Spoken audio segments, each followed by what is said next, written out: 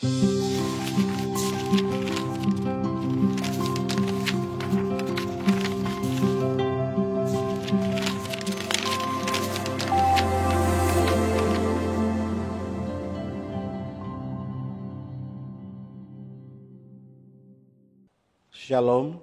salam sejahtera di dalam kasih Tuhan kita Yesus Kristus. Saat ini Anda sedang menyaksikan program Landasan Iman. Kita akan membahas ajaran Alkitab berdasarkan firman Tuhan yang saya pegang di tangan ini dengan judul yang saya akan bahas bersama-sama adalah bertumbuh dalam Kristus. Bagaimanakah Alkitab mengajarkan bahwa kita perlu hidup bertumbuh di dalam Kristus. Ini salah satu doktrin atau ajaran Alkitab kepada kita sebagai anak-anak Tuhan, orang Kristen yang mau hidup di dalam Kristus. Tetapi sebelumnya saya mengajak kita untuk tunduk kepala dan berdoa. Bapa di sorga, pada saat ini kami datang menghadap Tuhan, memohon pertolongan-Mu, kasih karunia-Mu, Roh Kudus-Mu menjadi bagian kami ketika kami membuka firman Tuhan dan akan membahas salah satu doktrin ajaran Alkitab tentang bertumbuh di dalam Kristus. Kiranya Tuhan mengurapi lidah hamba ini menjadi saluran berkat rohani bagi kami semua. Di dalam nama Yesus kami minta dan sembahkan doa ini. Amin. Puji Tuhan saudara, oleh karena Alkitab mengajarkan banyak hal bagaimana orang Kristen harus hidup di bawah kolong langit ini. Kita perlu bersyukur dan berterima kasih. Kurang lebih 2000 tahun yang lalu, Kristus telah mati untuk menebus dosa saudara dan saya. Sebagaimana yang Alkitab ajarkan. Oleh karena kasih yang begitu besar, yang sangat ajaib bagi setiap orang berdosa, maka dia telah rela mati untuk menebus dosa saudara dan saya. Ketika Yesus mati di kayu salib, itu merupakan satu panggilan kepada kita semua untuk datang menjadi keluarga Allah. Menjadi anak-anak Allah, hidup bersama dengan Allah. Kita terpanggil semua, siapa saja yang ada di bawah kolong langit ini untuk bergabung menjadi anak-anak Tuhan. Dan Allah, Alkitab mengatakan, memiliki satu kerinduan yang dalam bagi setiap orang Kristen yang mau menjadi anak-anak Allah. Dia mau supaya kita hidup untuk terus menjadi berkat. Itulah sebabnya dia mau supaya kita terus bertumbuh, berkembang di dalam Kristus. Karena pertumbuhan di dalam Kristus itu adalah satu hal yang sangat diinginkan oleh Allah sendiri bagi setiap anak-anak Allah. Untuk kesempatan ini saya akan memberikan sedikit sesuai dengan ajaran Alkitab ini tanda-tanda bahwa kita ini sedang hidup sebagai anak Tuhan, orang-orang Kristen yang percaya dan mengasihi Tuhan. Tanda bahwa kita ini sedang bertumbuh, kita sedang berkembang, kita sedang maju di dalam Tuhan kita Yesus Kristus. Sebagai tanda yang pertama, bahwa kita akan hidup di dalam satu kehidupan bersama dengan Roh Allah.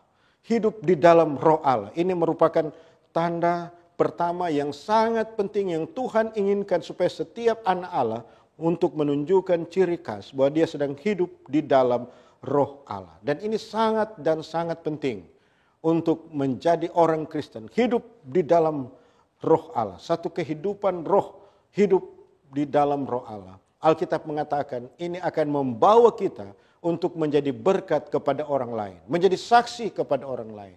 Dan membawa kehidupan kita ini adalah kehidupan yang betul-betul menyatakan Kristus di dalam kehidupan kita. Dan Yesus katakan itulah roh yang disebut sebagai roh kebenaran. Di dalam firman Tuhan, Yohanes pasal yang ke-14, saya ingin mengajak saudara untuk membuka Alkitab. Ayat yang ke-17 mengatakan, Yohanes 14 ayat 17 berkata, yaitu roh kebenaran. Dunia tidak dapat menerima dia, sebab dunia tidak melihat dia dan tidak mengenal dia. Tetapi kamu mengenal dia, sebab ia menyertai kamu dan akan diam di dalam kamu. Oh saudara, roh itu, Alkitab katakan itulah roh kebenaran. Di mana dunia tidak dapat menerima roh itu. Orang yang tidak mau menerima, yang tidak hidup di dalam Yesus, yang tidak menerima Yesus, mereka tidak bisa mengenal dan menerima tentang roh kebenaran itu. Lalu kemudian bagian terakhir dari ayat ini katakan, roh itulah yang akan menyertai kamu dan akan diam di dalam kamu. Oh puji Tuhan saudara, ini merupakan kabar baik, good news bagi kita. Perjalanan hidup kita yang penuh dengan ujian, tantangan, ternyata ada roh Allah.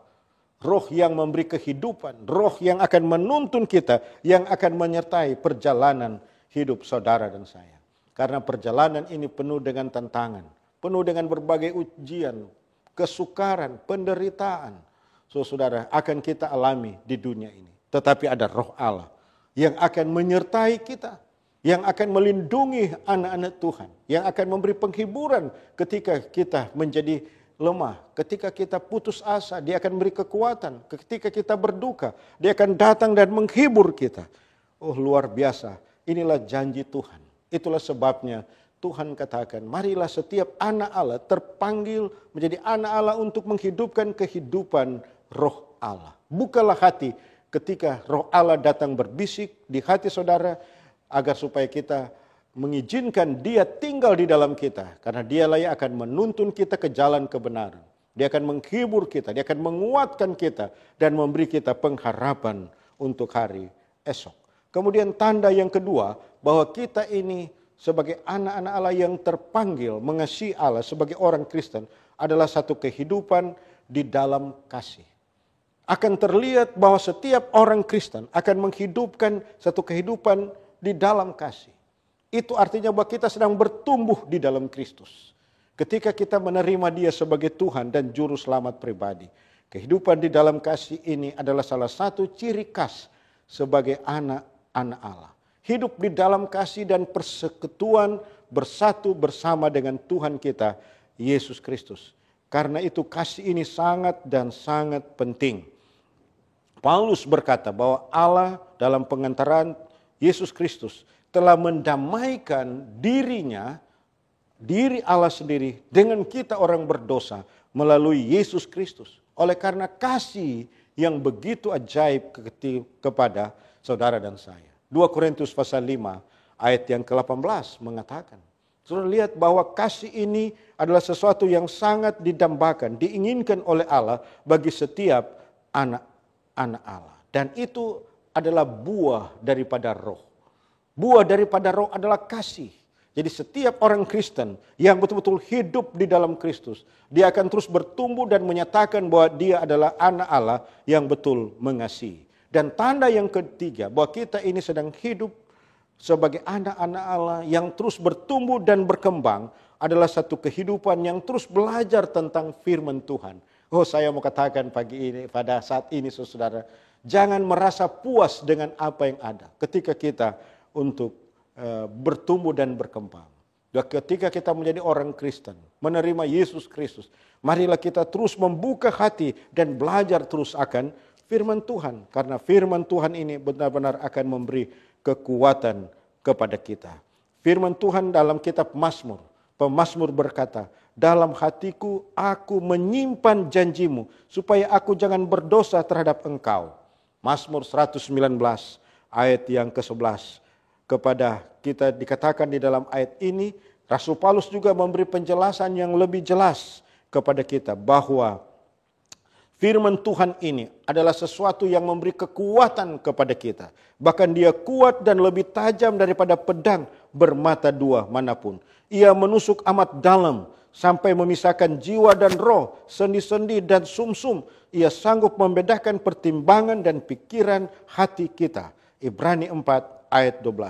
Bila mana orang Kristen menggunakan firman Tuhan ini, yang adalah pedang roh ini, yang tajam dan pedang bermata dua, ini betul-betul akan menolong kita, mempertahankan hidup kita tetap benar di dalam Kristus. Dan ini satu-satunya cara, bagaimana cara untuk melawan kuasa kegelapan iblis. Itulah sebabnya saya mau katakan sebagai tanda yang ketiga bahwa kita sedang bertumbuh di dalam Kristus, bahwa kita sedang membuka hati untuk terus setiap hari belajar dan belajar tentang Alkitab. Lalu yang keempat, tanda yang keempat bahwa kita ini adalah orang Kristen yang sedang hidup dan bertumbuh di dalam Kristus. Firman Tuhan katakan kita akan menjadi man of prayer, yaitu orang yang suka berdoa, hidup di dalam doa. Karena doa ini adalah sesuatu yang sangat penting. Rasul Paulus mengatakan bahwa doa itu begitu penting dalam kehidupan kita. Membawa kita untuk terus bertumbuh kepada Kristus. Dan dia menyebutkan ada 6 hal yang penting di dalam doa itu. Paulus katakan berdoalah di dalam roh dan berjaga-jagalah di dalam doamu. Berdoalah di dalam permohonan yang tak putus-putus. Berdoalah untuk segala orang kudus. Efesus 6 ayat yang ke-18. Saudara-saudara, marilah kita jadikan hidup ini adalah satu doa. Berdoa setiap saat. Itu berarti bahwa kita betul-betul berharap dan percaya kepada Tuhan. Bahwa Tuhan selalu menyertai kita. Dia tidak pernah membiarkan kita. Dia akan selalu menjaga kita. Orang yang berdoa adalah orang yang berserah kepada Tuhan. Orang yang mengandalkan Tuhan. Orang yang percaya bahwa Tuhan akan menolong hidupnya. Dan Tuhan itu maha kuasa. Tuhan itu adalah segala-galanya. Itu artinya bahwa kita ini suka berdoa. Tapi sudah bisa angankan, kalau kita tidak suka berdoa, apa yang terjadi? Kita merasa diri kita lebih hebat dari orang lain. Bahkan lebih hebat dari Tuhan. Kita tidak perlu berserah dan mencari Tuhan. Itulah sebabnya jangan pernah melewatkan hari ini dengan doa. Ketika Anda bangun dan memulaikan hari ini, di pagi hari, berdoalah kepada Tuhan. Ambillah waktu-waktu tertentu setiap hari untuk datang berserah dan berdoa kepada Tuhan. Dan jangan pernah mengakhiri hari ini tanpa doa yang sungguh-sungguh kepada Tuhan. Kemudian tanda yang kelima, bahwa kita adalah orang Kristen yang sedang bertumbuh dan berkembang di dalam Kristus adalah kehidupan yang selalu menghasilkan buah. Sebagai anak-anak Allah, sebagai orang Kristen, Alkitab mengajarkan, marilah kita hidup untuk menghasilkan buah. Menunjukkan bahwa kita ini adalah betul-betul anak Allah. Orang-orang Kristen yang betul-betul percaya dan berserah kepada Tuhan. Matius 7 ayat 20 mengatakan, karena dari buahnya, kata Yesus, kamu akan mengenal mereka. Orang akan mengenal kita, orang akan melihat kita dari buah-buah kehidupan kita. Jadi sesuatu yang sangat mustahil kalau kita mengatakan bahwa kita ini adalah orang Kristen. Sementara kehidupan kita, buah-buah kehidupan kita tidak menunjukkan bahwa kita ini adalah orang-orang Kristen. Yang betul-betul percaya dan mengasihi Kristus. Bagaimana orang bisa mengenal kita sebagai orang Kristen? Itulah sebabnya buah kehidupan adalah sesuatu yang sangat dan sangat penting bagi kita semua. Kemudian tanda yang keenam, bahwa kita ini adalah sebagai orang Kristen yang sedang berkembang dan bertumbuh. Alkitab mengatakan kita ini adalah orang Kristen yang sedang siap dan selalu menang di dalam peperangan kerohanian. Kenapa saudara? Karena firman Tuhan yang mengatakan ya, kita ini sedang hidup di bawah kolong langit ini. Ada kuasa kegelapan yang sedang berusaha berperang untuk mengalahkan saudara dan saya. Dan ini adalah peperangan rohani saudara. Setan sedang bekerja keras untuk menjadikan saudara adalah anak-anaknya. Pengikut-pengikutnya. Tetapi orang yang percaya kepada Tuhan jangan pernah takut. Ada janji yang Tuhan katakan di dalam Efesus 6 ayat 12 dan 13. Mari kita buka dan baca Alkitab ini. Alkitab ini mengatakan, sebab itu ambillah seluruh perlengkapan senjata Allah. Ambil seluruh perlengkapan senjata Allah. Supaya kamu dapat mengadakan perlawanan pada hari yang jahat itu dan tetap berdiri sesudah kamu menyelesaikan segala sesuatu. Tuhan menyiapkan perlengkapan senjata perang. Karena kita akan berperang melawan kuasa kegelapan. Ada banyak ujian, banyak tantangan yang ada di sekitar kita. Kita tidak bisa menang dan kalahkan dengan kuasa kita sendiri. Alat peperangan kita yang firman Tuhan tadi katakan, ambillah seluruh perlengkapan senjata Allah. Supaya kamu bisa berperang dan berdiri, bertahan. Artinya kita bisa kuat dan menang. Kalau Tuhan katakan, firman Tuhan katakan, ambillah seluruh perlengkapan, bukan perlengkapan saudara. Tapi Alkitab katakan perlengkapan senjata Allah.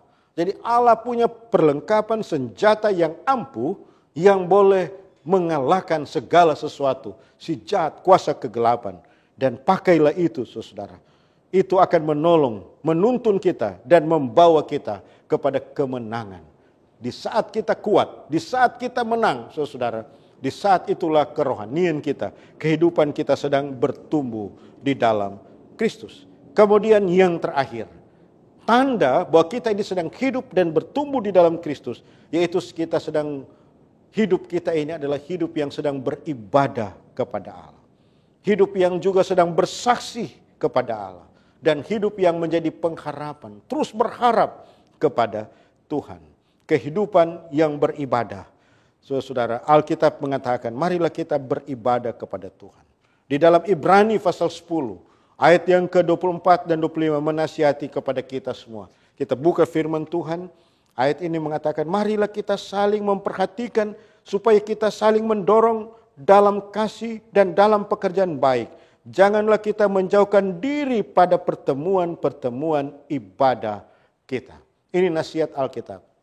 Jangan menjauhkan diri dari pertemuan ibadah kita. Seperti dibiasakan oleh beberapa orang. Tetapi marilah kita saling menasihati dan semakin giat melakukan menjelang hari Tuhan yang mendekat. Ibrani 10 ayat 24 dan 25. Marilah kita saling mendorong katanya.